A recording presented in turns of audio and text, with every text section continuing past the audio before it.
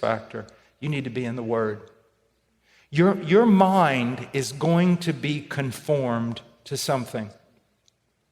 You can't escape that. So is it going to be conformed to the wisdom of God through His Word, or is it going to be conformed to this irrational age? Young people, let me say something really quick, and this is so important for you to understand.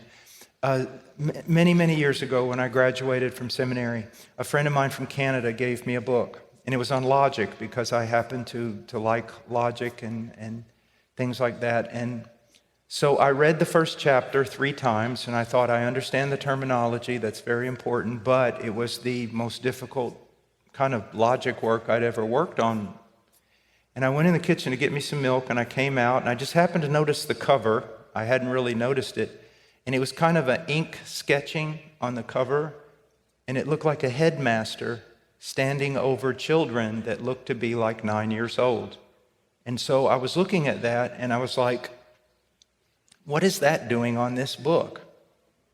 And I read the preface and found out that that was the logic primer for grade school children in the colonial period.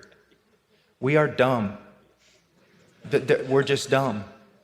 And here's something I want you to know with education. Doesn't matter if it's homeschooling or whatever kind of schooling, or college or seminary.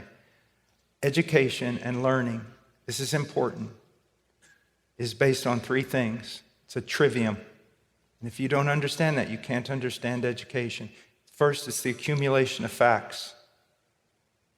Now, that deals with mathematics, that deals with history, biology, and the Bible, the accumulation of facts.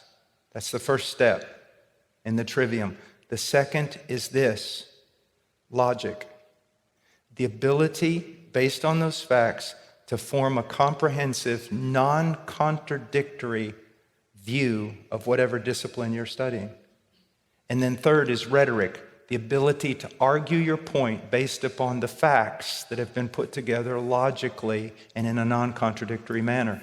In your culture, young people, you have no facts, you've never been taught logic, and all you know how to do is write something really stupid on the internet.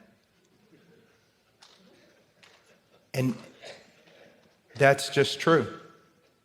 And so, now, why does the devil do this? Why?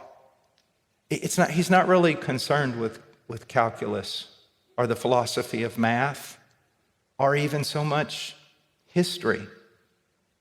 He wants this type of thinking removed because then men become such Neanderthals they can't study the Bible and accumulate the facts through exegetical work. Then they can't take those facts and put them in a non-contradictory manner, and then they can't preach that truth. And so we, young people, we have to, and fathers, listen to me. This whole thing has to be rebuilt from the beginning, from the foundation. You can't put a Band-Aid on it anymore. Everything is wrong. But the Word of God can lead us out of this mess.